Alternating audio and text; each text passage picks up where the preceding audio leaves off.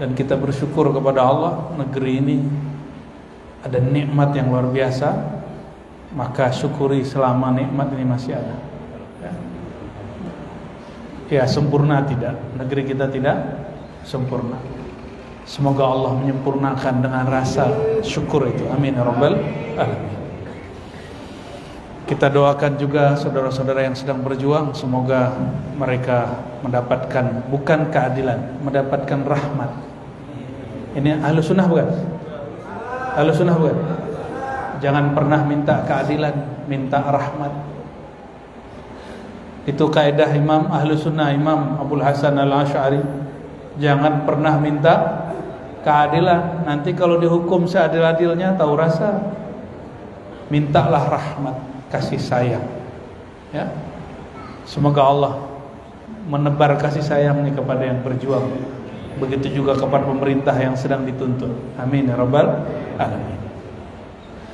Doakan juga saya, tadi betul sore masih ada istri, uminya anak-anak, tapi pas tadi kita kajian, pas juga lagi baca inna lillahi wa inna ilaihi raji'un, itu waktunya bertepatan mertua saya berpulang ke hadirat Allah SWT, jauh di Tuban sana. Maka sore tadi ada kapal feri terakhir. Alhamdulillah berkat syafaat orang-orang yang dikenal oleh beliau-beliau ini, harusnya jalan berlayar jam 5:30 kita masih ditunggu. Itu enaknya kalau dapat syafaat. Di bumi kalau kenal orang baik kita dibantu, apalagi kalau nanti di akhirat kenal orang yang paling baik. Nanti insyaallah kapalnya nunggu kita insyaallah. Amin ya rabbal alamin. Mohon doanya untuk ayahanda mertua saya. Beliau bernama Haji Muslik bin Marbai, masih zuriatnya ayahnya Sunan Ampel, namanya Syekh Ibrahim As-Samarkandi. Nah, itu punya zuriat di kampung situ dan kuburannya di sana. Palihat untuk beliau, dan saya saksi bahwa beliau ini dulunya sempat kaya dengan kapal banyak, dan beberapa tahun sebelum meninggal itu hartanya dibagikan semua sampai tidak nyimpan 1 rupiah pun. Dibagi semua ke anaknya. Rumah pun rumahnya dibagi ke anaknya, lalu dia numpang ke rumah anaknya. Lucu nggak? Insyaallah ketika nanti dihisab, nanti hisabnya 0. Amin. Ya, doakan untuk beliau, ila ruhin Nabi sallallahu alaihi wasallam wa ila ruhi walidi zaujati Al-Hajj Muslim bin Marbai. Al-Fatihah. Ya kenapa surah amin bihaqqin Nabi sallallahu alaihi wasallam. Ya, terima kasih semua. Semoga juga siapa yang ada sakit Allah angkat penyakitnya. Jika memang wafat terbaik, semoga Allah diangkat dia ke hadirat kerjaan Allah Subhanahu wa taala. Amin ya rabbal alamin. Jadi kalau ada orang dekat kita sakit parah, jangan ngotot minta didoakan sembuh. Cukup katakan, ya Allah, jika tetap di dunia baik bagi dia, panjangkan umurnya, sehatkan dia. Tapi jika berpulang itu langsung masuk surga, masuk taman-taman surga, maka terserah engkau ya Allah. Gitu ya. Jadi jangan kemudian udah jelas orang tua kita nggak bisa apa-apa, lalu doanya, "Buya tolong didoain sembuh, stroke-nya sudah stroke yang nggak mungkin." Itu berdoa untuk hal yang nggak mungkin ya. Nah, biasanya kalau guru yang mengerti dia mengatakan doakan yang terbaik untuk beliau ya. Nah, guru yang mengerti dia akan membimbing begitu. Baik Bapak Ibu, ini udah 8:30, benar ya? Soheh, jamnya sama ya, sama dengan Jakarta. Oh ini jamnya korupsi, dia duluan ya, nggak sesuai dengan jam saya ini. Ya, oh lain lagi, ini supaya khotibnya cepat selesai ya. Ini berarti pengurusnya ada dendam dengan khotib ini. Maaf Pak pengurus ya. Baik, saya bawa kitab, tapi saya buka PDF-nya aja di sini. Judulnya Halatu Ahli Tahqiq Ma'allah. Keadaan orang-orang yang ahli hakikat bersama Allah. isinya hadis lalu disyarah. Hadis disyarah, diurai. Syarah itu bahasa Arab artinya diurai. Ditulis oleh Al-Imam Sidi Ahmad Ar-Rifai. Sudah siap dengar? Sudah siap? Coba apa yang menghalangi disimpan, ya. Apa yang menghalangi pikiran kita, handphone simpan aja, ya. Kalau tadi Fatihah untuk orang yang sudah wafat, sekarang Fatihah untuk kita, ya, untuk diri. Semoga Allah buka batin kita, pikiran kita semua. Ila arwahina wa uqulina wa ajsadina wa qulubina. Al-Fatihah. Bismillahirrahmanirrahim. Shiratal ladzina an'amta 'alaihim ghairil maghdubi 'alaihim. Amin. Hadis pertama yang ditulis oleh Imam Sidi Ahmad Rifai. Sidi Ahmad Rifai ini dalam dunia zikir hampir setara dengan Syekh Abdul Qadir Al-Jilani. Hampir setara. Kita nggak berani bilang sama, nanti ada yang marah. Punya kelebihan masing-masing. Kelebihannya Sidi Ahmad Rifai ini muhaddis, dia ahli hadis. Sedangkan Sidi Abdul Qadir Jilani atau Syekh Abdul Qadir, beliau mazhabnya dua, Pak. Fiqihnya Syafi'iyah, Hanbaliyah. Ini Syafi'i aja belum khatam kan? Ada yang sudah khatam kitab Matan Takrib? Paling cuma 1-2 orang. Ustadz aja kadang tidak khatam. Matan Takrib kecil kitabnya, kitab mazhab Syafi'i.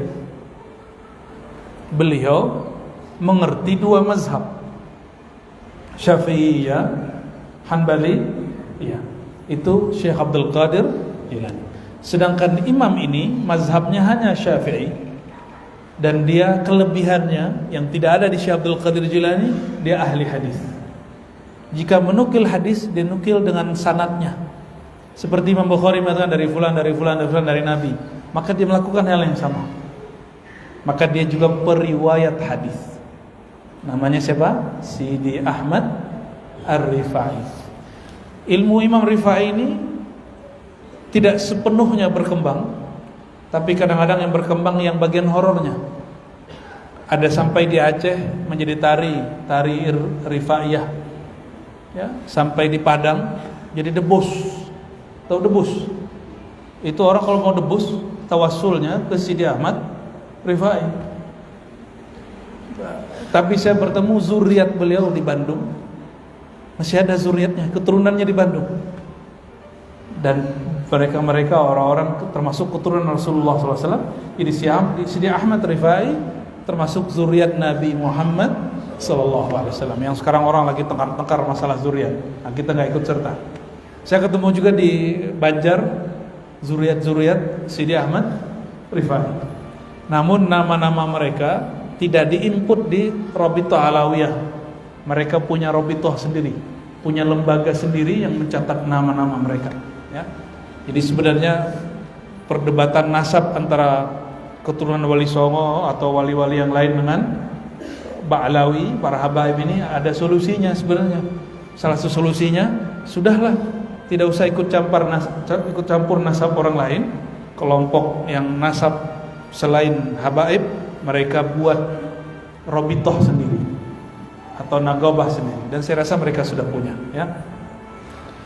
Terlepas dari itu semua, Imam Sidi Ahmad Rifai mengatakan, diriwayatkan dari Nabi SAW, bahkan sebelum Nabi beliau sebutkan nama Imam Ahmad, dari Qutaibah, dari Ibnul Hadi, dari Muhammad bin Ibrahim, dari Amir, dari Al-Abbas bin Abdul Muttalib. Beliau mendengar Nabi SAW. Ini disebut dengan sanad. Kenapa disebut sanad?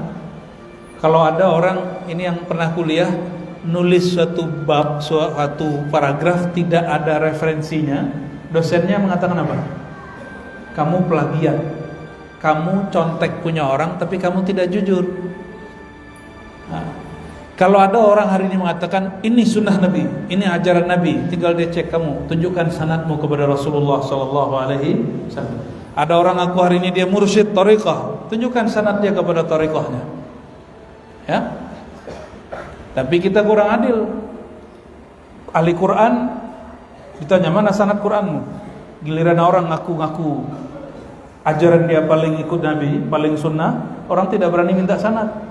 Cuma saya yang berani minta sanadnya, dan sampai sekarang belum diberi. Ya. Yang ditunjukkan bukan sanad, yang ditunjukkan cuma ini riwayat Imam Bukhari, itu bukan sanad. Itu saya juga punya. Ya. Nah, kami kalau bermazhab saya baca Quran, Bismillah saya itu pakai sanad, Bapak Ibu. Ada silsilahnya ke Rasulullah SAW. Jadi saya baca Bismillah itu kalau Quran itu ada sanadnya kepada Rasulullah SAW. Baca kulhu,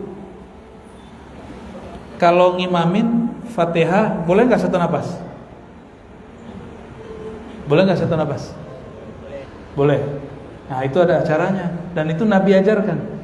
Walaupun hadisnya tidak dianggap sahih oleh ahli hadis, tapi itu dianggap sahih menurut ahli Quran. Ada caranya, ya. Sama dengan hal ini, beliau punya sanad kepada Nabi sallallahu alaihi wasallam dari Sayyidina Al-Abbas. Sayyidina Al-Abbas ini paman Nabi. Paman berguru kepada keponakan. Nah, ini dalilnya. Ini dalil orang tua berguru kepada yang lebih kecil, bahwa itu sunnah. Itu bagian daripada sunnah. Nabi SAW, kata Sayyidina Al-Abbas bin Abdul Muttalib, pernah berkalam, "Dzaqa ta'mal iman man radiya billahi rabba wa bil islami dina wa bi sayyidina Muhammadin sallallahu alaihi wasallam nabiyya." Dzaqa ta'mal iman, akan merasakan manisnya, lezatnya iman. Ini Bapak Ibu, sholatnya nikmat ya atau beban? Ya, beban, ngaku aja lah. Bangun subuh, beban gak? Dek, kamu kalau disuruh sholat itu masih berat ya? Berat tuh, jujur dia. Allah lebih suka orang jujur daripada orang tidak jujur ya. Nabi mengajarkan zikir pagi 100. Berat gak? Kenapa berat? Karena belum merasakan manis iman. Karena yang selama ini guru-guru ajarkan, kata guru, iman itu sulit, beragama itu sulit. Nah, itu disebut dengan fikih oriented. Ini bahasa kampusnya. Kalau bahasa kampungnya apa nih? Fikih itu mengajarkan hukum zahir yang bersih taklif. Taklif itu beban. Jadi ahli hukum menyebut syariat itu beban. Tapi orang-orang ahli hakikat menyebut hukum dari Allah itu anugerah. Mana yang lebih enak? Mana yang lebih enak? Zikir itu beban atau anugerah? Benar. Malam ini saya suruh zikir 10.000 mau? Pasti tidur. Buya ini ngasih beban lagi nih. Bebanku sudah banyak. Pasti begitu. Bangun jam 3 malam berat sekali. Coba, salah satu perintah terbanyak di Quran, hampir setara dengan sholat, itu berbagi sedekah. Ayo sedekah, berani gak nih? Semua yang di dompetnya keluarin, berani gak? Kan gak berani. Tandanya belum zaqa ta'mal iman, belum merasakan manisnya iman. Dalam Al-Quran ada perintah, ini perintah. Kalau ada orang jahat, balas baik. Idfa billati hiya ahsan. Jadi kalau kita disebut bid'ah sama orang, gak usah lawan, senyumin aja. Ada orang jahat sama kita, kita balas baik ke dia. Jalan kita ditutup sama dia, mau ke rumah jalan ditutup, besok kita kirimin makanan, kirimin buah. Siapa yang begitu? Tidak ada. Cuma Rasulullah yang begitu. Wajar kalau imannya masih terasa baik. Dan mohon maaf jika ada para dai, para ustadz yang masih mengajarkan kepada umat jamaah, khusyuk itu berat, thariqat itu berat, zikir itu berat, ma'rifat itu berat. Itu pembodohan umat. Ayo para ustadz, para ulama, kita dewasakan umat. Sepakat gak? Ini jamaah mau dibodoh-bodohin atau mau dicerdaskan? Betul nih. Ini bukan lagi ngajak musuhan nih, bukan. Ini karena sayang sama antum aja nih. Mau selama-lamanya ibadah itu beban. Ya. Nikmat gak nikmat, khusyuk gak khusyuk, tapi ada semangat ngerjain. Coba saya tanya, malam ini datang ke sini itu dengan berat hati atau dengan santai aja? Mau masuk surga sesantai ini? Mau masuk surga sesantai ini? Sebenarnya antum sudah masuk surga, tapi tamannya. Karena Nabi SAW mengatakan surga betul nanti, tapi tamannya sudah ada di bumi. Tamannya sudah ada di bumi. Taman-taman surga itu kata Imam Malik, halaqud dzikr, halaqah-halaqah tempat orang berkumpul untuk ngaji. Itu sebabnya saudara-saudaraku semuanya datang ke masjid ini mudah sekali, padahal ini hari kerja. Tadi siang lelahkah kerja? Capek. Tapi kenapa datangnya mudah? Berarti sudah mulai merasakan manisnya iman. Ini kabar gembiranya. Coba dari tadi nunggu zikir la ilaha illallah, la ilaha illallah. Pasti bunyi handphone, tasbih ditaruh. Baru zikirnya mau connect dengan langit, keputus oleh smartphone. Maka adab zikir, handphone mati. Adab itikaf, handphone mati. Ini malah itikaf pinjam-pinjam handphone ke kawan. Akhirnya pergi ke masjid cuma pindah tempat tidur. Banyaklah kejadian begitu. Akhirnya itikaf itu cuma gagah-gagahan, ya hura-hura. Nanti imamnya suaranya seperti Sudais. Apa begitu Nabi mengajarkan itikaf? Itu boleh dilakukan, tapi bukan itu itikaf Nabi sallallahu alaihi wasallam, ya. Zaqa ta'mal iman, akan merasakan zauq. Zaqa bahasa Arab asal katanya zauq. Pasti merasakan. Apa yang dirasakan? Ta'mal iman. Iman itu bukan makanan. Tapi Nabi menyebut iman melebihi makanan. Apa kata beliau? Akan merasakan nikmatnya makanan iman. Kalau orang pulau Tanjung Pinang ya, itu makanan paling enaknya apa? Asam pedas. Pantesan orang sini pedas-pedas ya.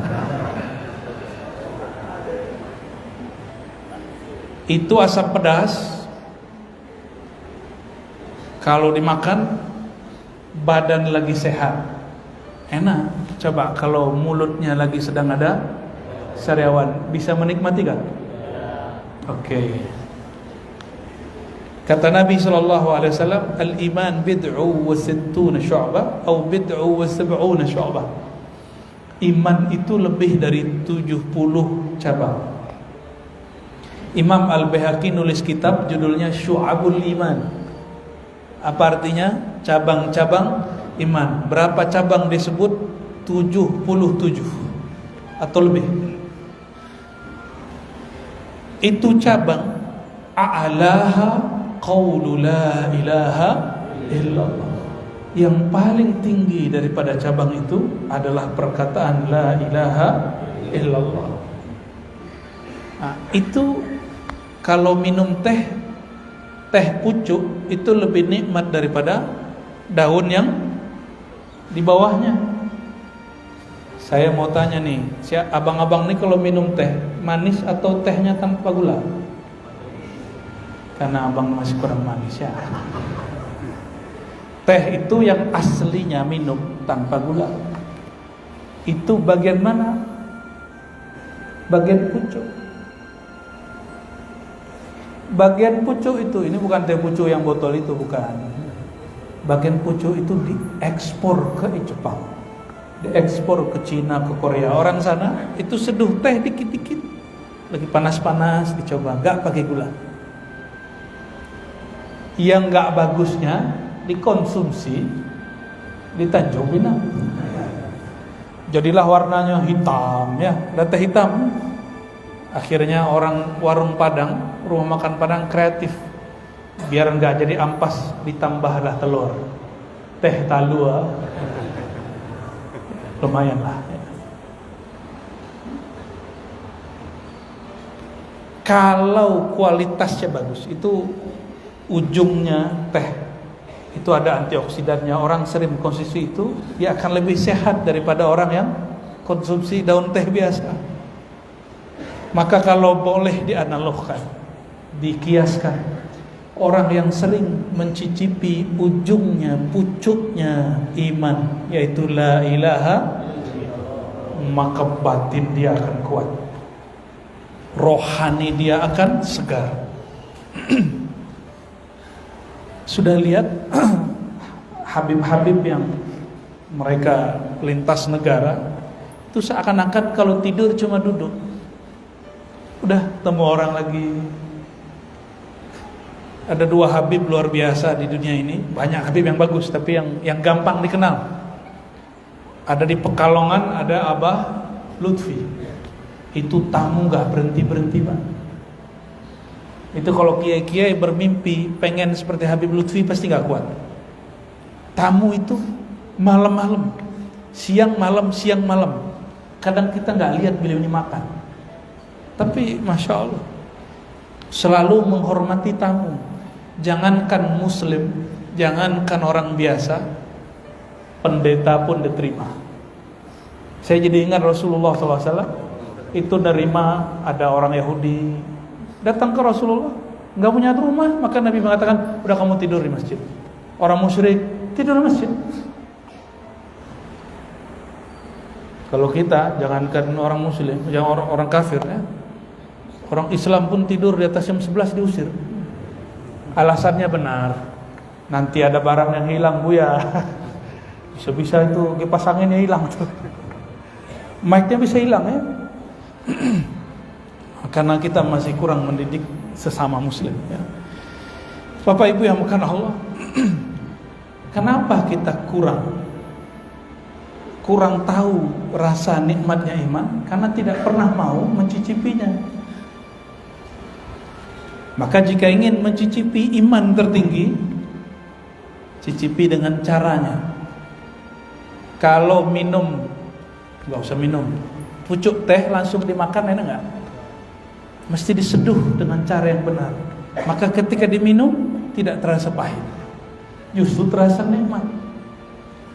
Samalah kira-kira kalau ingin menikmati lafaz la ilaha illallah, mesti diseduh dengan cara yang tepat.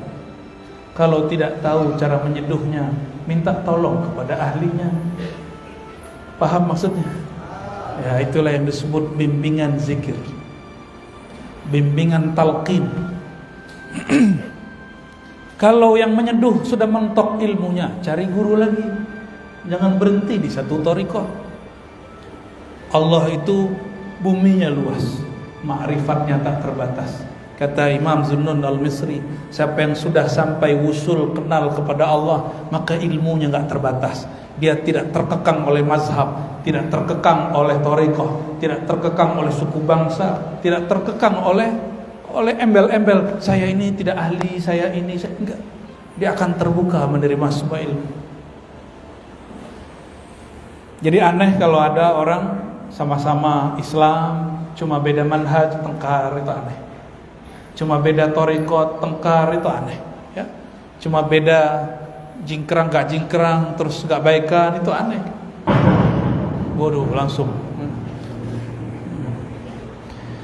Zaqa ta'mal iman. Nah, di sini disebutkan 3 syarat orang merasakan manisnya iman.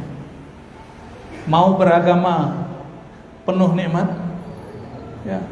Maukah berumah tangga tapi tidak terasa nikmat berumah tangga? Pulang disambut dengan muka hambar ya. Ya, pasangan tidak mau disentuh. Mau nggak begitu? Ya, kita datang dia sudah tidur, besok pagi kita berangkat dia cuek, udah kamu pergi aja gitu. Mau nggak begitu hidup? Ya, pasti hidup begitu nggak lama, lama-lama cerai. Inilah yang membuat orang bercerai dari iman. karena dia tidak tahu cara menikmati iman. Ada 3 hadis yang kita sudah kenal, tapi ternyata Imam Sidi Ahmad Rifai memberikan penjelasan yang mendalam. Man radiya billahi rabbah. Syarat pertama cuma ringan sekali, mainnya di hati, gak pakai mulut. Siapa yang ridha, Allah yang mengatur hidupnya, yang mengatur detik per detik. Bapak Ibu, kenapa ada orang mengeluh? Karena dia tidak ridha. Termasuk demo itu kan karena gak ridha, kan? Ya, memperjuangkan itu urusan lain. Saya lagi berbicara hubungan hamba dengan Allah. Hubungan dengan pemerintah, ya silakanlah demo. Tapi hubungan dengan Allah ini, hubungan dengan Allah ini yang bermasalah. Man radiya billahi rabbah. Kalau ustadz, dai, guru, dia harus ridho. Kalau ngajar berapapun yang hadir, dia mesti ridho. Bapak kira, ibu kira saya ngajar langsung ramai begini? Enggak. Saya mulai dari ngajar 1 orang, ngajar kitab Imam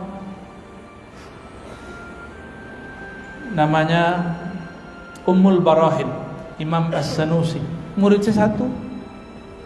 Saya ajar pagi-pagi pada subuh, saya ajari. Besok 3, besok 2,5, ya, karena tengah jalan dia pergi. Ya, besok lagi balik 1 lagi, udah begitu aja. Lalu kita pindah-pindah juga. Mulai jadi 5 orang, 7 orang. Kita ada dulu di Ciputat itu ada surau Imam Monjol namanya. Tapi ternyata ya ada juga yang nggak nyaman, kita pindah lagi. Pindah ke emperan rumah teman, ngajar. Ya. Ada dulu garasi mobil dia, kita ngajar di situ. Ngajar hikam. Kitab hikam yang kata orang seram, itu kami khatamkan cukup di garasi mobil. Santai, ngobrol santai. Yang hadir di situ bukan hanya orang NU, bukan hanya orang Tarbiyah Islamiyah, orang Muhammadiyah pun datang, ya. Orang Jemaah Tabligh pun datang, orang tarekat pun datang. Biasa, kumpul-kumpul. Anak filsafat hadir, yang anti filsafat pun hadir. Mereka sudah lupa dengan debat-debatnya karena sudah ngaji hikam. Itu ada yang datang dari mana-mana. Ya cuma beberapa orang. Lama-lama kemudian kita dikasih ruko sama orang. Ya, lama-lama kemudian dikasih tempat itu. Berproses. Pernah juga mau ngaji, lampunya mati. Ada juga kita yang dibatalkan pengajian, ada juga Pak. Udah mau berangkat dibatalkan. Wah, nikmat sekali. Man radiya billahi rabbah. Apa ciri-ciri orang ridho? Nih cek, sudah ridho belum dirinya? Istiwaul, sama saja. Istiwaul mur wal hul fil qada. Sama rasanya kalau lagi dapat takdir baik atau takdir buruk. Di sininya stabil. Gimana? Udah sama belum? Belum. Aku aja. Allah lebih senang orang jujur daripada orang yang mengkorupsi dirinya sendiri. Kita datang kepada Allah, ya Allah, inilah aku hambamu ya Allah. Tolong ajarkan aku, ajarkan aku bagaimana caranya ridho. Minta kepada Allah. Kalau ridho itu dalam logat Melayu rela, berkerelaan, merelakan. Ini logat Melayu diambil dari Persia. Orang Persia tidak bisa membaca do, bisanya za atau lam, ya. Makanya zohor jadi lohor. Itu udah khas Melayu. Kalau Persianya pakai za, ya.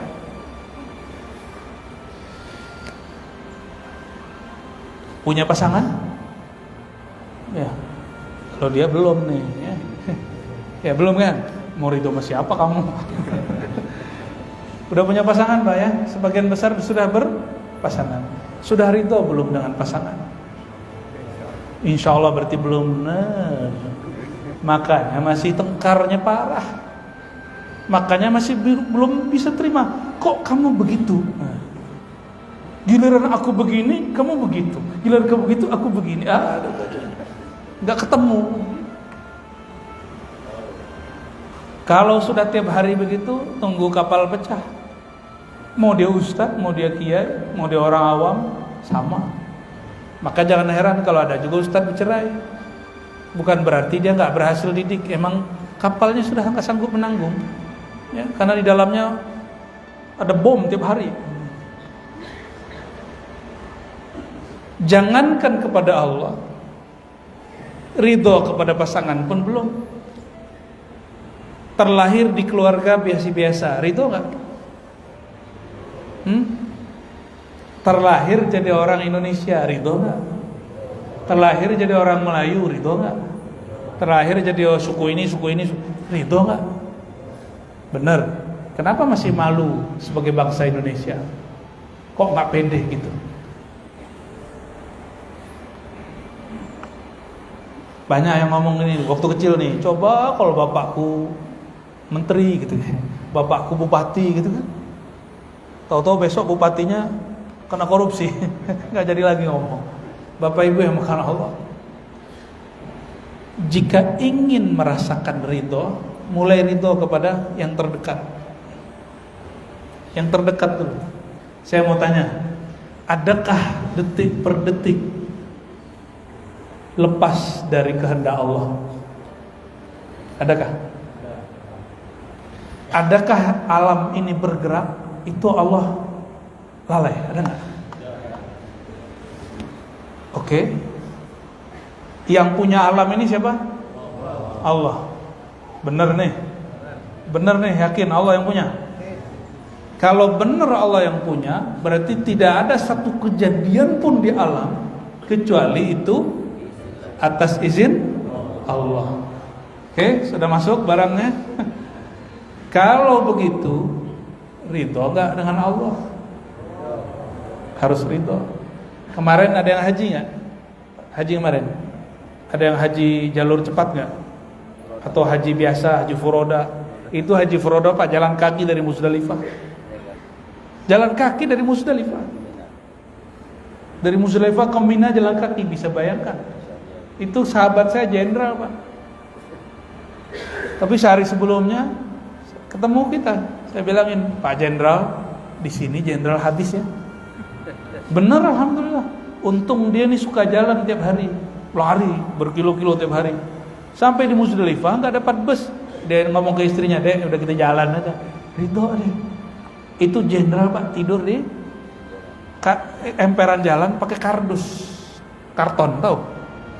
Tapi jenderal satu lagi enggak, yang beda divisi nih, bukan di angkatan yang sama. Ketika lagi rame begitu dia ngomong ya, itu pas lagi tawaf. Aku jenderal, ya askarnya bilang, lu siapa? Jenderal kan di Indonesia, di sini nggak laku. Gak usah bawa-bawa. Bapak Ibu yang makan Allah, sama. Barangkali nggak jauh beda. Adakah sesuatu terjadi tanpa izin Allah? Kalau begitu, kenapa saat terjadi masih mengeluh? Kalau mengeluh berarti tidak terima Allah jadi Tuhan. Rabb itu bahasa Arab, di bahasa Melayu lama. Coba cek dalam gurindam orang Melayu ya, dalam syair-syair Raja Ali Haji. Ini sebenarnya mimpi saya dari kecil, Pak. Mimpi saya dari kecil ingin ziarah ke Raja Ali Haji. Tadi sore, tadi siang, alhamdulillah dengan Haji Novi dan teman-teman di sini, semuanya dipermudah. Ya. Itu Raja Ali Haji, gurunya langsung dari Mekah, tapi orang kita juga ada yang dari Yaman, Syekh Jabarti, Syekh Ismail Minangkabawi, ada macam-macam, ya. Ada Syekh Zawawi, macam-macam gurunya, dan beliau tidak dipermasalahkan oleh gurunya menerjemahkan kata Rabb, ilah, menjadi Tuhan. Loh kok ada sekarang orang baru pulang 4 tahun dari Timur Tengah terus bilang gak boleh menerjemahkan Rabb menjadi Tuhan. Apalagi orang Melayu, la ilaha illallah, tiada ilah selain Tuhan Allah, kan lucu kan? Tiada ilah selain Allah. Ntar karena kecil ya ilah ya, gak nyambung. Padahal sudah lama orang menerjemah ilah menjadi Tuhan, Rabb jadi Tuhan. Nah, Jadi nanti kalau saya terjemahkan Tuhan, jangan protes ya. Kalau memang tuan-tuannya orang Melayu ya. Kalau enggak copot Melayunya, enggak ngerti bahasa berarti. Salah satu khususiah orang Melayu pintar berbahasa. Ya. Baik. Jadi Allah sebagai Tuhan, apa tugas Allah? Disebut tugas rububiyah. Apa makna rububiyah? Allah detik per detik mengurus alam semesta. Yang datang ke sini pakai motor, pakai mobil. Coba 1 detik, 2 detik tidak perhatikan jalan, main handphone. Apa yang terjadi? Goyang nggak? Coba bayangkan bumi ini mutar begitu dan lebih cepat dari pesawat manapun. Kecepatan bumi putar itu Pak. Dan dia bergerak. Mungkinkah Allah lengah sedikit pun? Apalagi yang terjadi di dalamnya. Allah lengah 1 detik, itu tabrakan dengan bulan. Namun ketika si hamba diberi izin oleh Allah untuk mengatur dirinya di bawah tunduk dalam pengaturan Allah, dia lupa menyopir kolbunya, nanti disopirin syaitan,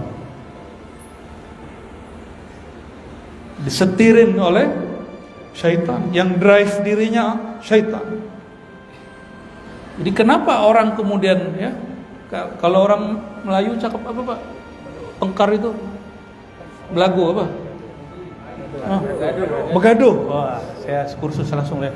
Orang kita begaduh sama makawan. Kenapa itu terjadi? Karena dia lupa mendrive kolbunya, menyetir kolbunya, sehingga yang menguasai dirinya adalah sifat kebidatangan yang buas. Binatang buas sukanya bertengkar. Mau begitu?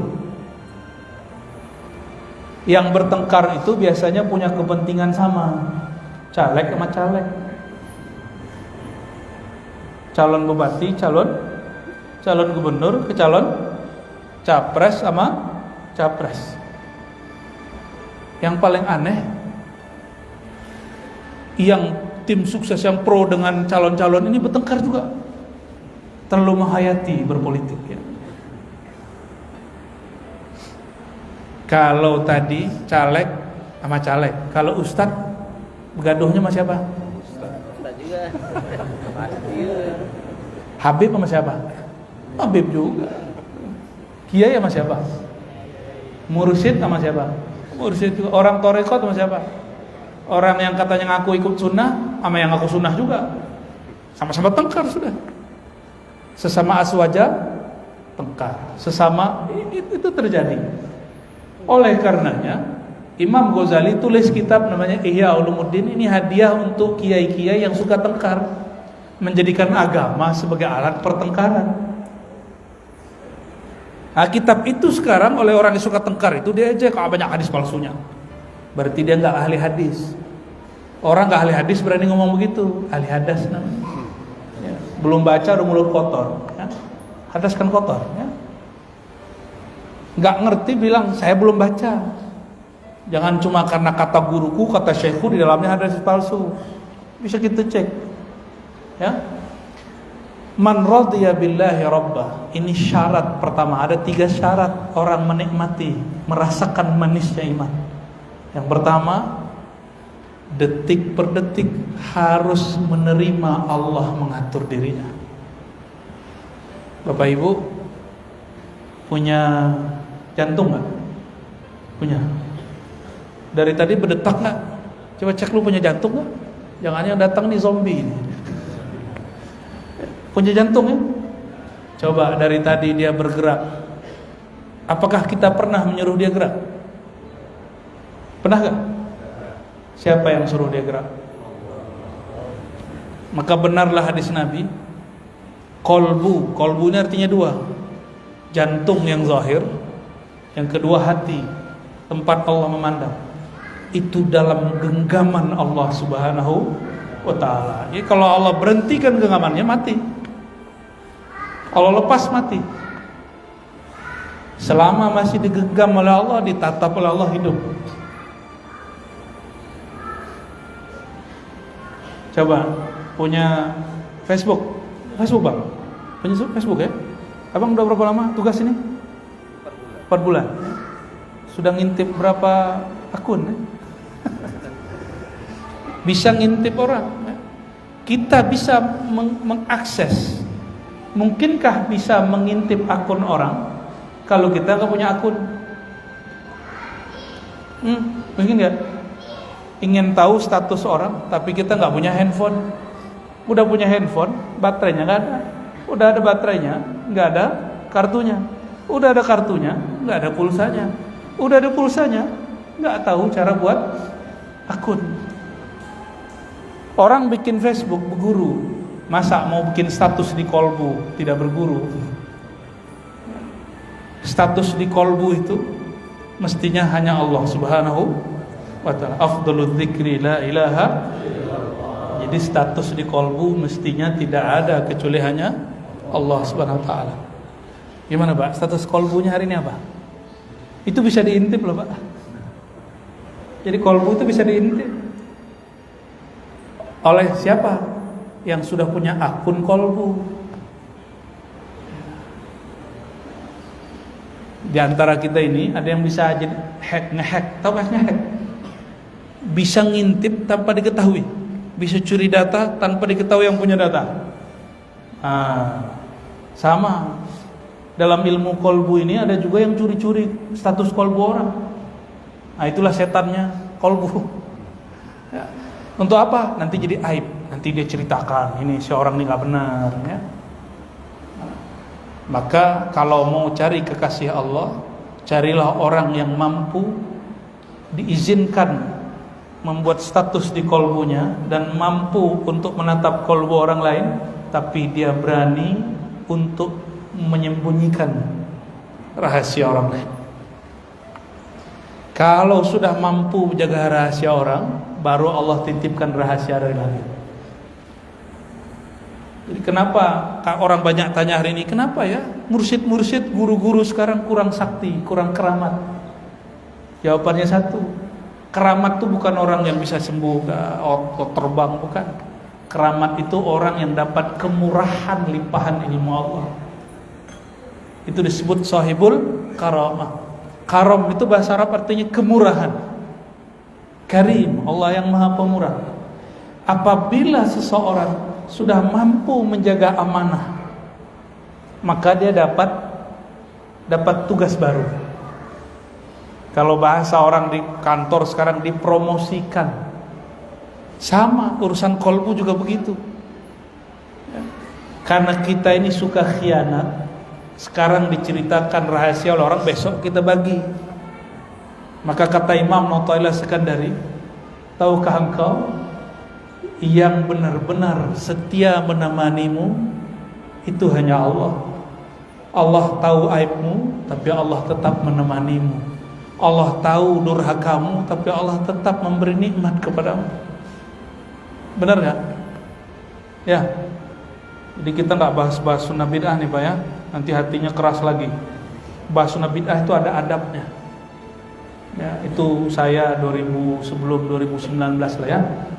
Itu masa-masa sedang semangat-semangatnya bahas sunnah bid'ah. Tapi saya sendiri kadang lupa bahwa itu kadang-kadang ada di sini perasaan merasa lebih alim dari orang lain. Nah ini rahasia Pak, rahasia saya masa lalu. Ustadz itu apa dosanya Ustadz? Mungkin kalau mata dia bisa istighfarkan, kalau tangan dia bisa istighfarkan, tangan kaki semua dia bisa istighfarkan. Tapi yang tidak sempat diistighfarkan dosa di kolbunya. Mohon maaf Bapak Ibu, para santis yang hadir, saya tahu ada beberapa. Kita duduk begini, walaupun saya duduk begini lebih tinggi, al-faqir saya ini tidak boleh merasa lebih alim daripada Bapak Ibu. Terbersit sedikit merasa alim, Allah murka. Bagaimana mau Allah kasih amanah batin? Ya? Apalagi ada orang ngomongnya, si Anu itu belum lama di ilmu ma'rifat. Si Anu itu ilmu zikirnya kurang. Meremehkan orang. Dan itu tabiat orang yang merasa berilmu. Bukan orang berilmu ya. Tabiat orang yang merasa ilmu. Saya mau tanya Bapak Ibu, ada urusan nggak orang alim dengan belajar di mana? Yang penting dia punya guru. Hari ini orang banyak ngaji online lewat Gus Baha, tahu? Gus Baha tamat mana Pak? Pondok mana? Di Yaman? Di Mesir? Di Saudi? Enggak, di Jawa.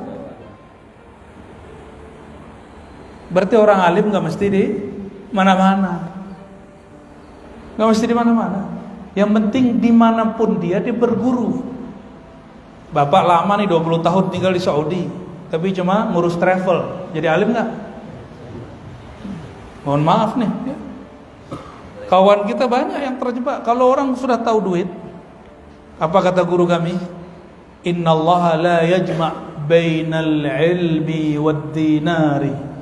Allah tidak pernah kumpulkan antara dua, ilmu dan dinar. Orang lagi cari ilmu, miskin dulu nggak apa-apa. Gak apa-apa miskin sebentar. Nanti dia bisa kejar kekayaan orang yang kaya. Cuma sayang, orang ngaji, santri-santri ini nggak sabar, pengen cepat terkenal, pengen cepat jadi ulama, pengen cepat ceramah. Maka banyaklah di negeri-negeri Melayu dari dulu ujian pidato, tapi jarang yang ujian baca kitab. Lomba pidato, tapi jarang yang lomba baca kitab. Di Jawa, anak kecil lomba baca kitab, Bapak Ibu. Kita ini dari dulu mengagung-agungkan tanah Melayu, tanah Sumatera, tanah Riau, semua kita ngomong begitu. Kita ini Islamnya lebih kuat. Betul dulu. Sekarang buktiin. Ya. Kakek kita hebat, belum tentu kita hebat. Sepakat? Ya. Mau anak-anak kita jadi ulama besar, jangan suruh dia musabaqah pidato dulu. Suruh dia ngaji kitab dulu. Gak usah suruh dia musabaqah tahfiz Quran dulu, nanti aja. Jadi orang alim dulu. Kecuali nanti ada event-event sedikit gak apa-apalah. Tapi jangan jadikan itu sebagai tujuan hidup dia. Bapak Ibu yang mengasihi Allah, maka man radiya billahi rabba, siapa orang yang dia menerima Allah mengatur dirinya. Rabb, ada Rabbun, ada Rabbaniyun. Ada di Quran, wa kunu rabbaniyin. Jadilah kamu Rabbani. Dalam Sahih Bukhari dijelaskan apa itu Rabbani. Rabbani itu kata Sayyidina Abdullah bin Abbas, belajar yang kecil sebelum yang besar. Pelajari dulu yang kecil baru yang besar. Jadi jangan langsung jadi orang hebat. Jadi orang biasa dulu kita. Man radiya billahi rabba. Oke, kembali ke pertanyaan awal. Betul Allah yang mengatur alam semesta? Tubuh kita dari ujung rambut sampai ujung kaki Allah yang atur? Tapi Allah kasih amanah. Ini tubuh jangan kamu masukkan yang haram. Kalaupun yang halal, halalnya toiban supaya enggak jadi penyakitan. Jadi kalau hari ini kita sudah penyakitan, mungkin kita kurang amanah, enggak usah ngeluh. Jadi banyak teman-teman kita ngeluh, ngomong begini, apakah saya sakit-sakit begini nih karena ujian saya mengaji dengan Buya? Ada apa yang datang begitu? Ngaji sama kita, lalu sakit-sakitan. Habis itu ngomong, Buya, semenjak saya ngaji sama Buya, saya sakit-sakitan. Aduh, saya tadinya mau senang, jadi gak senang Pak. Akhirnya saya ngomong, baiklah Pak, kalau begitu gak usah ngaji dulu sama saya, semoga sembuh. Berhenti ngaji, tapi gak sembuh-sembuh sampai sekarang. Ternyata kenapa? Saya pernah ngomong juga, mungkin itu tabungan masa muda Bapak. Sampai sekarang kita masih baik Pak, masih canda-candaan. Tubuh ini betul diatur oleh Allah. Cuma Allah sudah buat undang-undang. Orang masukkan yang haram, pasti di dalamnya ada kebinasaan. Orang masukkan syubhat, pasti di dalamnya ada keraguan. Ini yang suka ragu-ragu kalau wudu, suka salah-salah kalau sholat. Nah itu karena makatnya pakai syubhat. Kecuali Rasulullah itu keliru supaya benar. Nabi itu Allah sengajakan sholatnya keliru 3 rakaat zuhur bukan 4 rakaat supaya orang tahu kalau sholatnya salah, cara nambahnya gimana. Nah itu yang pertama ya, man radiya billahi rabbah. Sudah ridho kepada Allah? Enggak pakai insyaallah. Sudah ridho kepada Allah? Ya, benar nih. Maka katakan setiap mau tidur dan setiap bangun tidur, raditu billahi rabbah. Ya Allah, aku ridho Engkau yang menghidupkan, mematikanku, memberi rezekiku, menyehatkanku, semuanya. Nanti coba rasakan 7 hari aja orang begitu, dia akan merasakan hidupnya lebih bahagia dari sebelumnya. Ya, ini pasti Pak. Ini pasti. Kenapa? Zaqa ta'mal iman. Saya mau tanya lagi nih Pak, kalau orang nggak makan 2 hari, gimana?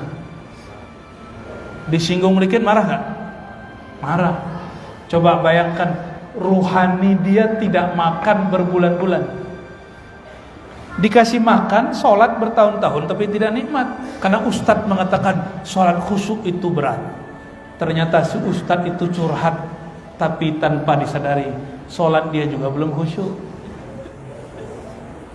Mana ada khusyuk itu berat? Khusyuk itu besar, ada ayatnya. Tapi bukan khusyuk, sholat bukan khusyuk. Wa innaha lakabiratun, sholat itu besar, tapi tidak ada kalimatnya di situ. Khusyuk itu berat, gak ada. Terus ajaran dari siapa yang mengatakan khusyuk itu susah? Yang kerja di satu tempat punya atasan gak? Tunduk gak sama atasan? Tunduk itu bahasa Arabnya khusyuk. Tunduk itu bahasa Arabnya khusyuk. Kita baru kerja, belum kenal sama atasan, hormat gak sama dia? Kita belum kenal sama dia, nggak akan hormat. Coba kalau sudah kenal, gimana? Oh, nunduk-nunduk, silakan Pak, ya. Cium tangan, bukan ustadz dicium tangan, cuma karena dia seorang pimpinan. Kalau sudah kenal, kalau sama pimpinan nggak kenal, nggak bisa hormat, nggak bisa tunduk, nggak bisa khusyuk, bagaimana dengan Allah? Maka orang sujud itu hari ini dia dipaksa kepalanya turun, tapi batin dia belum turun. Itu yang bikin sholat tidak nikmat. Maka wajib belajar nama dan sifat Allah. Nah, maka di masjid ini nanti carilah Ustadz Buya, Tuan Guru yang bisa mengajarkan Al-Asmaul Husna dengan kolbu, bukan dengan teori. Ya, silakan cari guru. Kalau saya ini kan cuma manas-manasin guru-guru aja nih. Ya, semoga beliau-beliau ini mau buka kitab lagi. Ya, jangan ceramah hebat begitu. Orang hebat sih ngomong 2 jam nggak pakai konsep. Ya, alhamdulillah saya dokter kok Pak, tapi kalau ngajar pakai kitab. Ya, kenapa pakai kitab? Karena kita ini punya kelemahan. Walaupun dokter, mau berapa kali pun dokter, kalau nggak ada konsep, nggak ada kitab, pasti ngomong kemana-mana. Buat pengajian, yang diomongin minggu lalu, ngomongin lagi sekarang, benar nggak? Tapi kalau pakai kitab, pengulangan itu sedikit, hanya untuk hal yang penting. Maka para tuan guru, jangan gengsi buka kitab. Walaupun bukunya terjemahan, nggak apa-apa. Sepakat nggak? Ya, supaya jamaah kita tambah dewasa. Pernah saya datang ke setempat, mohon maaf, di Sumatera juga nih, Sumatera ini bukan di Kepri. Awal datang langsung pengurus ngomong, Buya jangan serius-serius amat ya, bikin ketok-tawa dikit lah. Saya bilang, Pak, saya salah ngundang orang ini, udah saya balik aja. Oh jangan. Kadang-kadang pengurus itu, Muhammad ini bukan pengurus di sini, provokator Pak, tukang adu domba. Buya, nanti sindir dikit lah tetangga yang ono katanya. Dia ada nggak enak kayaknya sama tetangga, Ustadz disuruh. Itu pengurus tidak sopan. Tapi pengurus tadi malah saya dikasih pantun ya. Baik sekali Pak. Alhamdulillah, Allahumma sholli ala sayyidina Muhammad. Ya. Jadi syarat pertama merasakan nikmat iman apa? Ridho, detik per detik. Bagaimana cara ridho? Kuncinya cuma satu, al-ma'rifatu billah. Mesti kenal kepada yang atur kita. Ya. Mesti kenal kepada Allah. Ya. Sudah kenal Allah belum? Hah? Ya. Yaudah, itu gak usah dijawab, Pak. Diam aja ya. Nah, ma'rifat itu terbagi dua. Ma'rifat yakin, ma'rifat iman, itu beda. Ada dua jenis ma'rifat. Jadi supaya bisa ridho, ada dua jenis. Ma'rifat yakin, ma'rifat iman itu di kolbu, nggak boleh nambah, nggak boleh kurang, yaitu percaya kepada Allah. Tapi kalau ma'rifat yakin itu isinya adalah ilmu-ilmu yang Allah berikan ke dalam rohani. Dia mesti berkurang, nggak boleh bertambah. Pak Haji Novi dulu waktu jomblo gajinya 500.000 ada, nggak nyampe 300.000. Sekarang udah punya anak, gajinya masya Allah. Mau nggak gajinya kayak dulu aja 300.000 aja? Nggak mau. Orang usuran dompet nggak mau dari dulu begitu-gitu aja. Masa urusan rohani? Kita mah agama begini-gini aja Ustaz. Ya? Mau begitu? Mau agamanya nggak bertambah? Ya, yakinnya, ma'rifat yakinnya nggak bertambah. Si yakin tuh begitu-gitu aja, tapi ma'rifat tentang yakin mesti bertambah. Dan itu hanya dengan cara buka kitab-kitab ulama-ulama yang ahli yakin. Salah satunya kitab yang saya baca barusan, atau kitab Hikam, kitab Imam Ghazali. Itu kitab-kitab ilmu yakin. Kalau kitab-kitab ilmu iman, ilmu tasdik, itu ada di ilmu kalam, ilmu tauhid. Maka di ilmu tauhid geser sedikit sesat. Geser sedikit sesat. Ilmu iman, karena nggak boleh yazid wala yanqus, nggak boleh nambah, nggak boleh kurang. Jadi kalau kita tanya Allah dulu sekarang nanti sama. Lalu kenapa orang kemudian mengatakan iman saya bertambah Ustaz? Nah, itu bukan iman yang itu. Bagi orang awam, mereka tambahkan satu lagi, ma'rifat itu mesti dengan pemberian. Orang awam, ini jangan selama-lamanya jadi orang awam. Tambah pemberian Allah baru tambah iman. Jadi datanglah kepada Buya Ustadz, Tuan Guru. Benar ini Tuan Guru, semenjak ngaji dengan Tuan Guru, rezeki saya lancar. Saya yakin ilmu Tuan Guru ini sahih. Seandainya bulan besok rezeki dia tidak lancar, kira-kira dia datang gimana? Dia datang lagi, Tuan Guru, sepertinya ilmu Tuan Guru ini bermasalah. Semenjak saya duduk bermajelis dengan Tuan Guru, saya bangkrut. Itu ma'rifat orang awam. Ma'rifatnya ma'rifat materialism. Nambah pemberian, nambah iman. Kurang pemberian, merosotlah iman. Mau begitu? Sholat khusyuk, tambah iman. Sholat tidak khusyuk, iman hilang. Kalau orang sudah kenal Allah, khusyuk tidak khusyuk sama. Karena kenal itu hakikatnya khusyuk. Ternyata khusyuk bagi orang awam itu sholat itu masih hilang. Allahu Akbar, pindah ke alam mana gitu ya. Itu bukan sholat khusyuk, itu namanya lagi berkhayal. Ya, sholat berkhayal lain dengan sholat khusyuk. Kalau di pesantren lebih lucu Pak. Itu saya sudah ruku, itu anak belum ruku, masih berdiri. Kita sudah sujud, dia masih berdiri. Itu santri bisa tidur lagi berdiri. Masya Allah. Besok lain lagi. Kita sujud, dia sujud. Pas kita bangkit, dia gak bangkit-bangkit. Sujudnya terlalu panjang. Kita sudah rakaat kedua, dia masih sujud. Kita udah assalamualaikum subuh, kiri kanan, kanan kiri, dia masih bunyi. Ternyata subhanallah bertambah dengan Z. Subhan. Bertambah ada pulau tambah di situ. Tapi lumayan lah santri.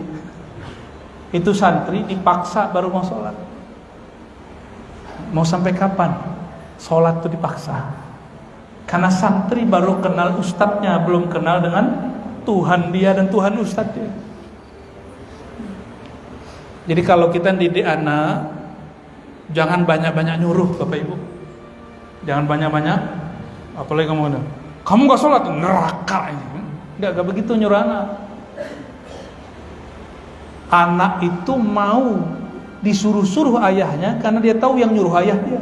Coba ayah tetangga nyuruh dia, mau gak dia? Lo siapa? Kalau zaman-zaman kita kecil dulu pakai batu, ini bapakmu si fulan, ini bapakmu diinjaknya, gitu nggak? Dulu orang Tanjung Pinang gitu nggak? Wah, sama-sama jahiliyah berarti. Allahumma sholli ala sayyidina Muhammad.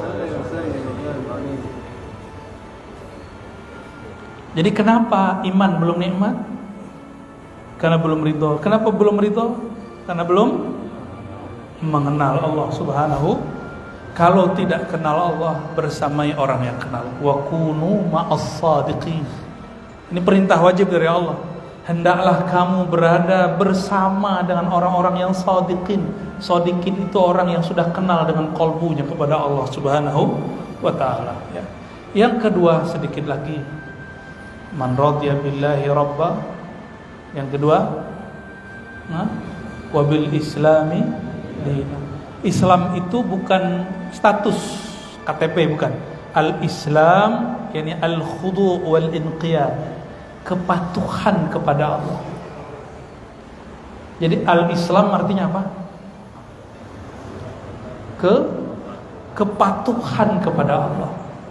Banyak orang berKTP Islam tapi dia belum patuh. Wajar, belum kenal. Maka kita tidak salahkan kenapa hari ini banyak Islam KTP. Salah kita juga, Tuan Guru, para pengurus, salah kita. Kita sering menyindir orang, bukan memberi ilmu kepada orang. Mau nggak? Senang nggak disindir-sindir? Tapi kalau dikasih ilmu senang nggak? Ya. Maka kalau ingin supaya orang patuh, kasih tahu dia pengetahuan, nanti dia patuh sendiri. Orang dulu makan nggak mau cuci tangan, anak-anak, benar nggak? Anak-anak dari dulu, anak-anak kita makan aja.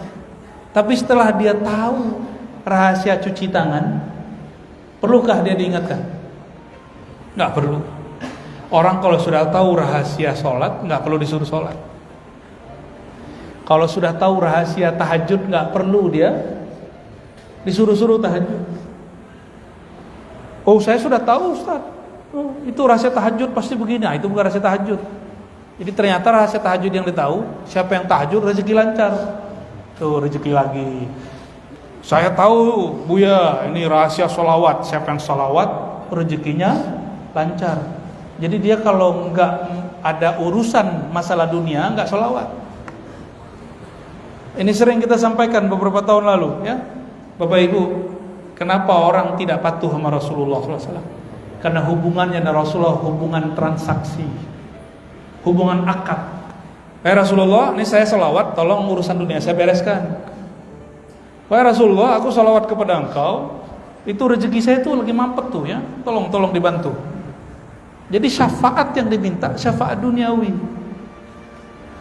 Lagi pengen beli mobil, sholawat, ya, sholawatin, pas lewat tuh mobil Al-Fardul Ahadus Somad, sholawat Allah. Saya mau tanya Pak, lebih mulia satu sholawat atau mobil Alphard? Bener nih? Yaudah antum sholawat aja, gak usah beli Alphard. Ntar kalau aneh ada Alphard gak usah naik, sholawat aja ya. Allahumma sholli ala sayyidina Muhammad. Bukan begitu kepada Nabi. Sama Rasulullah jangan bertransaksi. Rasulullah itu terlalu baik sama kita. Masa kita masih bertransaksi sama beliau? Sadarkah satu nafas yang kita hirup itu berkat syafaat Nabi Muhammad SAW? Namanya syafaat imdadi. Apa nama syafaatnya? Syafaat imdad. Diimdadkan, diperpanjang nikmat itu.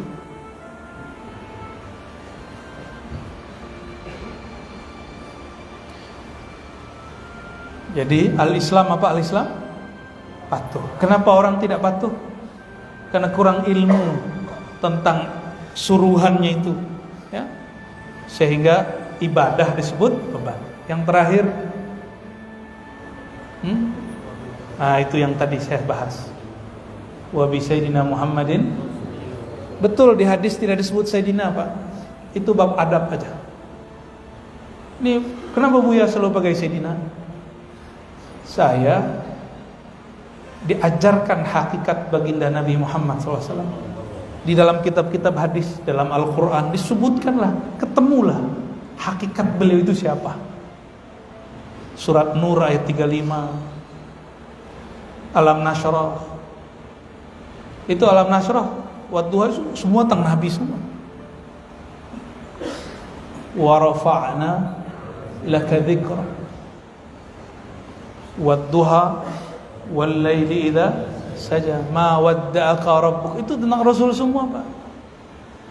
Jadi Quran itu dari awal sampai akhir menceritakan tentang Rasulullah yang itu dipakai untuk kita semua. Maka Imam Taqiyuddin Al-Husni, apa kata beliau? Semenjak aku tahu hakikat baginda Rasulullah SAW, aku tidak berani menyebut Muhammad. Pasti Sayyidina atau Sayyidi. Bahkan beliau yang lengkap, Sayyidul Wujud. Ini bukan masalah fikih, ya. Ini bukan perdebatan fikih apakah sunnah pakai Sayyidina atau tidak. Kalau di fikih saya sudah jelaskan dari 2012, saya sudah jelaskan, Pak, ke kawan-kawan. Ya, bahkan kajiannya masih ada tuh 2015, 16, 17 itu masih ada. Cuma mungkin udah nggak nyimak aja ya. Udah kututup-tutup. Sayyidina itu bab adab, bab ta'zim. Adakah dalilnya? Di Sahih Bukhari ada. Nabi SAW tidak memperkenankan orang langsung mensayyidinakan beliau secara langsung. Tapi beliau mengatakan ketika ada Sayyidina Al-Husain, apa kata beliau? Hadis Imam Tirmizi. Kalau Sahih Bukhari melakukan Sayyidina Al-Husain, Sa'ad bin Mu'az yang bukan sahabat, yang bukan keluarga Rasulullah. Apa kata Rasulullah? Qumu li sayyidikum. Berdirilah, hormati sayyid kamu, namanya Sa'ad. Itu secara hukum syariat. Berarti Nabi melarang menghormati dirinya, itu bab adab. Adab kita kepada beliau tetap menghormati beliau. Di Sahih Bukhari, Pak, Sayyidina Abdullah bin Abbas disuruh ditarik sama Nabi supaya sejajar. Tapi adab Sayyidina Abdullah bin Abbas dia mundur. Sahih Bukhari. Perintahnya sejajar, tapi bab adab dia mundur. Maka ulama kita punya kaidah, adab lebih tinggi daripada perintah. Oh, ternyata orang Melayu kalau lagi mau nikah itu kan ada hidang-hidangan makannya. Kalau orang bilang, ayo makan gitu, langsung kita makan nggak? Itu basa-basi, benar nggak? Adabnya langsung dimakan? Tidak semua perintah langsung dipakai. Adab orang Melayu ini inspirasinya dari adab sahabat baginda Nabi Muhammad SAW. Dan itu semuanya penuh di Sahih Bukhari, Sahih Muslim. Kita bisa temukan semua. Wa bi sayyidina Muhammadin nabiyya. Syarat mau menikmati sholawat, syarat mau merasakan lezatnya mengamalkan sunnah, syarat orang amalkan sunnah nggak tengkar-tengkar lagi. Ini rebutan masalah jenggot aja, Pak, tuh tengkar tuh. Antum tengkar nggak dulu pakai jenggot? Enggak kan? Ini saya pakai kopiah aja tengkar dulu sama kawan itu. Yang benar pakai kopiah haji, Pak. Saya tanya, emang kopiah haji sudah ada sejak sama Rasulullah? Apalagi kopiah abang ini, kopiah Aceh ini ya. Kopiah apa namanya ini? Bukutub. Bid'ah itu, Pak. Enggak ada sama Rasulullah. Ini kopiah apa lagi nih? Ada sendal-sendal ini ya. Kayak mata kobra gitu ya. Ini ada apa lagi tuh ya? Muslim United. Ini yang paling lucu nih. Pakistan itu muka Indonesia.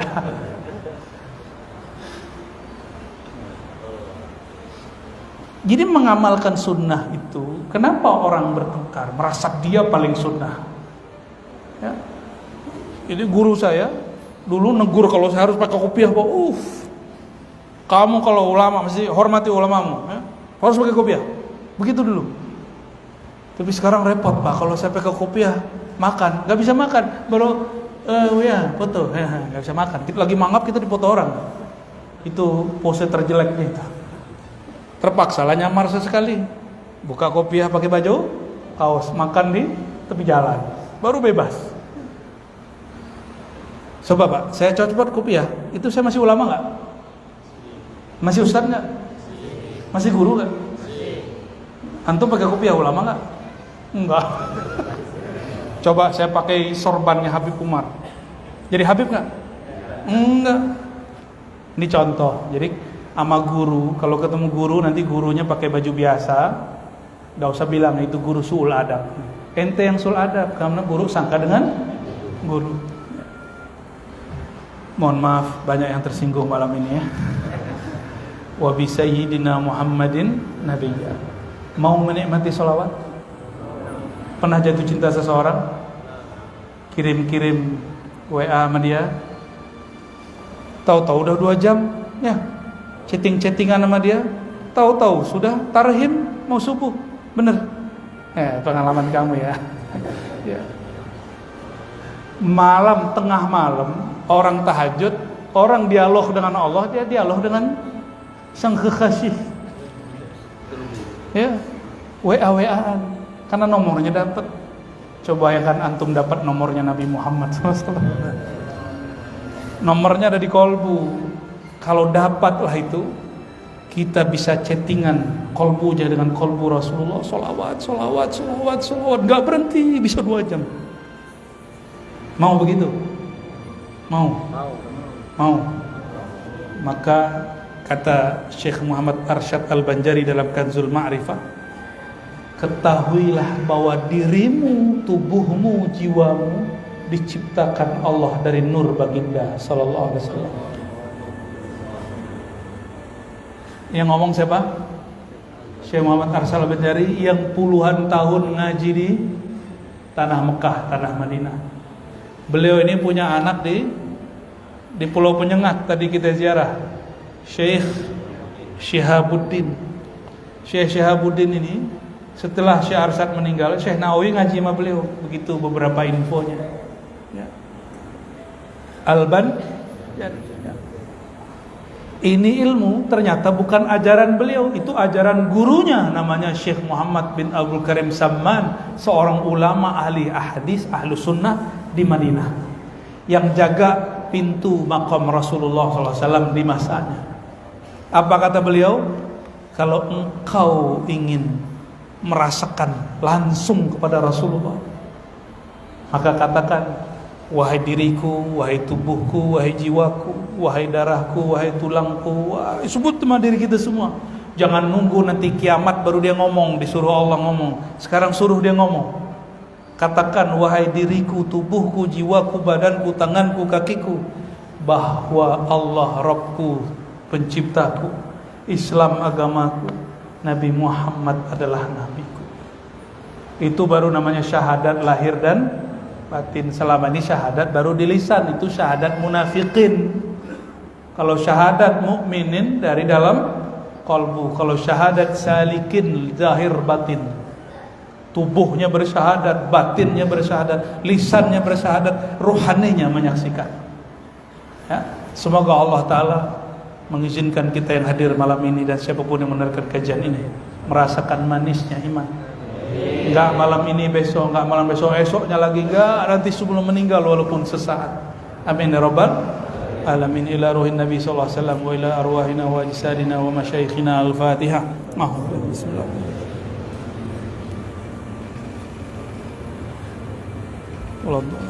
Allahumma rahmanir rahim karim azim. Ya mu'min ya muhaimin, salli ala abdikal mu'min sayyidina Muhammad sallallahu alaihi wasallam. Allahumma ya Allah, yang menyebut dirinya al-mu'min, yang menyebut dirinya al-muhaimin, kami ini ya Allah hambamu yang kurang iman, kurang mantap beriman, karena kami kurang mengenal Engkau ya Allah. Maka berkahilah qalbu kami dengan cinta kepada Nabi Engkau, dengan patuh kepada agama Engkau. Maka malam ini ya Allah, limpahkanlah iman dan ma'rifat di dalam qalbu kami, sehingga kami Engkau izinkan ya Allah untuk meridai semua kehendak Engkau, meridai semua takdir Engkau, sehingga samalah takdir yang baik atau takdir yang buruk, semuanya terasa sama di hadapan Engkau. Allahumma ya Allah, kami beriman, kami tidak beriman, Engkau tidak akan berubah ya Allah. Kami beriman tidak menambah kepada kekuasaan Engkau. Kami tidak beriman tidak akan mengurangi kehebatan Engkau. Maka ya Allah, hanya rahmat Engkau juga ya Allah yang kami harapkan. Allahumma ya muqallibal qulub, wahai yang membolak-balik hati kami, ij'al iman rabi'a qulubina. Ya Allah, jadikan iman menancap, berbuah di dalam kalbu kami. Allahumma ya Allah, yang membolak-balik hati kami, jika ada siapapun yang hadir malam ini sebelum dia datang ke masjid ini, di kalbunya masih ada keraguan, maka detik ini ya Allah, izinkan kalbunya mantap meyakini Engkau. Ya Allah, siapapun yang datang ke majelis ini, di hatinya masih ada gelisah, izinkan ya Allah ketenangan turun dari ubun-ubunnya sampai kepalanya, masuk ke dalam dadanya. Dengan nama Engkau ya Allah, ya Allah, ya Rahman, ya Rahim, ya Maha Pemurah. Allahumma ya Allah, jika ada di antara kami sebelum datang ke masjid ini masih suka mempertengkarkan persoalan agama, maka ya Allah, takdirkan malam ini alif baina qulubina, maka ubahlah hati kami yang tadinya suka bertengkar sekarang menjadi bersaudara ya Allah. Jadikan hati kami saling memaafkan ya Allah. Mudahkan hati ini untuk memaafkan kerabat kami ya Allah. Allahumma ya Allah, jika ada sebelum berangkat ke majelis ini di rumah tangganya masih bertengkar, maka malam ini ya Allah, mohon lembutkan hati mereka berdua ya Allah. Lembutkan hati mereka berdua ya Allah. Jika ada yang emosi, turunkan emosinya ya Allah. Jika ada yang sedang tersinggung, sedih, obati kalbunya ya Allah. Jadikan rumah tangganya rumah tangga yang menjadi surgaku, surga di tanah bumi Engkau ini ya Allah. Allahumma ya Allah, ya Nur, ya Nur, wahai Allah yang memiliki cahaya, sumber cahaya, pencipta cahaya. Kalbu kami gelap dengan dosa ya Allah. Kalbu kami penuh dengan zulumat, kegelapan, sombong ya Allah. Kalbu kami penuh dengan rasa iri dan dengki ya Allah. Kalbu kami sering merasa lebih baik daripada kalbu orang lain ya Allah. Kalbu kami sering lalai mengingat Engkau ya Allah. Maka ya Allah, terangilah kalbu kami, nawwir qulubana bika wa bi asma'ika wa sifat. Maka terangi kalbu kami ya Allah dengan tetesan nur namamu ya Allah, nur nabimu ya Allah. Nawwir qulubana bi nuri ma'rifatika ya Allah. Tolong ya Allah, cerahkan jiwa kami, kalbu kami, roh kami dengan tambah mengenal Engkau ya Allah. Ya Allah, detik per detik selalu terjadi peristiwa-peristiwa. Kadang peristiwa itu terasa enak pada diri kami, kadang terasa pahit ya Allah. Maka izinkan malam ini kami mendapatkan nikmat ridha dari Engkau. Jika Engkau tidak memberikan sifat ridha itu, maka bagaimana mungkin kami meridhai takdir Engkau ya Allah. Farzuqna ridhaka ya Allah, wa nas'aluka ridhaka ya Allah. Maka sebelum kami ridha, tentu Engkau juga yang lebih dahulu ridha ya Allah. Fa nas'aluka ya Allah ridhaka lana walil hadirin wal hadirat wal mustami'in wal mustami'at. Ya Allah, dengan kelembutan-Mu ya Allah, ridhoilah semua yang hadir malam ini, semua yang menyimak kajian ini, semua yang ingin hatinya menghadap kepada Engkau dimanapun dia berada ya Allah. Masukkanlah sifat ridha ke dalam dirinya ya Allah. Baca ya Allah, ya Allah, ya Allah. Ikuti raditu billahi rabba. Ya Allah, pegang dadanya. Ya Allah, malam ini, detik ini, dengan nafas ini, kami menyatakan, kami ridha, kami terima apapun mau, apapun kehendakmu, apapun takdir. Al-Fatihah. Bismillahirrahmanirrahim. Ya,